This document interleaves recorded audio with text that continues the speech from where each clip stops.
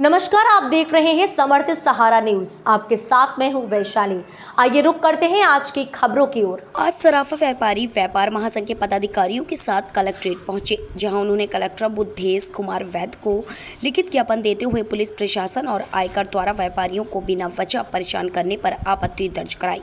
व्यापारियों ने कहा कि जिन 3 व्यापारियों को परेशान किया गया उनके पास सभी दस्तावेज मौके पर मौजूद थे, उसके बाद भी बिना वजह उन्हें कई घंटों तक परेशान किया गया। वह व्यापारी पिछले 40-50 सालों से हाट बाजार में जाकर अपना व्यवसाय करते रहे हैं, लेकिन प्रशासन आचार संहिता के नाम पर व्यापारी को चोर साबित करने पर उतारू था। आगे इस प्रकार व्यापारी खासतौर पर हाट बाजार करने वाले व्यापारियों को परेशान किया गया तो पूरे जिले के सराफा व्यापारी और उनके परिवार चुनाव का बहिष्कार करेंगे। सर, क्या नाम है आपका और आज आप यहाँ किन से मिलने आए और किस मामले को लेकर आए? मेरा नाम राजेश सोनीपाल है। मैं सराफा एसोसिएशन का महामंत्री हूँ और आप हमारे संजय जी चौधरी हैं, ये हमारे अध्यक्ष हैं, ये पूर्व अध्यक्ष जी हैं, हम बाकी सारे डायरेक्टर लोग हैं। राज सराफ जी पूर्व अध्यक्ष महोदय हैं। हम लोग सब लोग इस संदर्भ में आए हैं कि शुक्रवार को हमारे व्यापारी हाट करके जो परंपरागत हाटें हैं और करीब 50-60 साल से अधिक समय से वो हाट कर रहे हैं और आचार संहिता तो हमेशा लगती है, ऐसा नहीं है कि आज पहली बार लगी है, हमेशा लगती है, लेकिन कभी इस तरह से प्रताड़ित पुलिस के द्वारा और प्रशासन के द्वारा हमें कभी कहीं नहीं किया गया। कभी भी कोई होता था, आते थे व्यापारी, वहीं चेक करते थे, उनके कागज़ चेक करते थे और वो वापस भेज देते थे।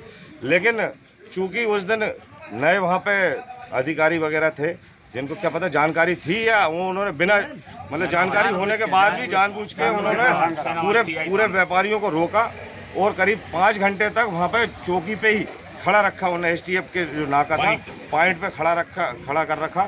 पूरे कागज़ ऑन स्पॉट हमने बताए, पूरे व्यापारियों ने तीनों ने पूरे बताए कागज़। इसके पश्चात भी उन्होंने नहीं छोड़ा, जबकि फिर बाद में जब एसडीएम साहब आए तो एसडीएम साहब ने भी उनसे कहा कि भाई ये पहले तय हो चुका था कि पूर्व कलेक्टर साहब के सामने और सारे अधिकारियों के सामने का यदि ऑन स्पॉट ये कागज़ बताते हैं और जो डॉक्यूमेंट्स हैं हमने कलेक्टर साहब और उनके माध्यम से बनवाए थे वो यदि बताते हैं तो आप तत्काल वहाँ से छोड़ दें। हम लोग व्यापारी हैं, चोर नहीं हैं।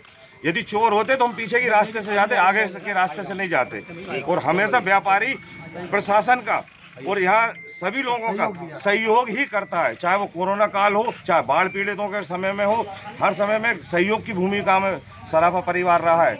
लेकिन हमारे साथ जो हमारे व्यापारियों के साथ में इतनी प्रताड़ित वाली बातें करी हैं और अपमानित किया है, उसकी हम पूरा सराफा परिवार और पूरा जिला सराफा परिवार उनकी घोर निंदा करता है। और यदि इस तरह से कोई कार्रवाई दोबारा होती है किसी भी, हमारे व्यापारी तो रोज जाएंगे और 8 दिन ही जाते हैं, शनिवार से शुरू करते हैं इतवार तक, मतलब पूरे 8 दिन जाते हैं और जाएंगे। यदि इस प्रकार की कोई कार्रवाई होती है तो हम पहले तो मतदान का बहिष्कार करेंगे, पूरे जिले से मतदान का बहिष्कार करेंगे और यहाँ पे यदि आवश्यकता लगी तो हम धरना भी देंगे, हड़ताल भी करेंगे। जो भी आंदोलन अभी तक सराफे ने कभी आंदोलन नहीं किया, लेकिन शायद हमें प्रशासन मजबूर कर रहा है कि इस बार हमको आंदोलन करने के लिए मजबूर होना पड़ेगा। सर, क्या नाम है आपका? मैं राजेंद्र सोडकार सराफा एसोसिएशन का सदस्य हूँ। किससे मिलने आए थे, क्या है पूरा मामला? मिलने के लिए आए थे क्योंकि 19 तारीख की शुक्रवार की जो घटना थी उस घटना के संदर्भ में उनको अवगत कराया था। वैसे उनको पूरी जानकारी थी, लेकिन हम लोगों ने प्रताड़ित किया। 18 घंटे तक हम लोग बिल्कुल टेंशन में रहे।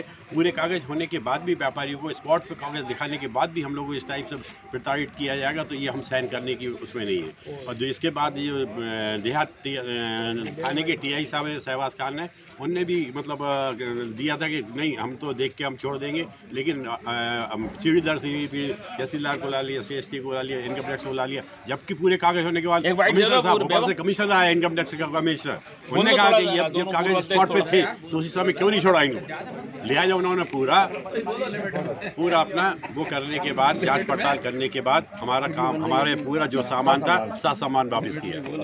इस खबर में फिलहाल इतना ही। आगे की तमाम अपडेट्स की जानने के लिए जुड़े रहें समर्थ सहारा न्यूज़ के साथ। नमस्कार।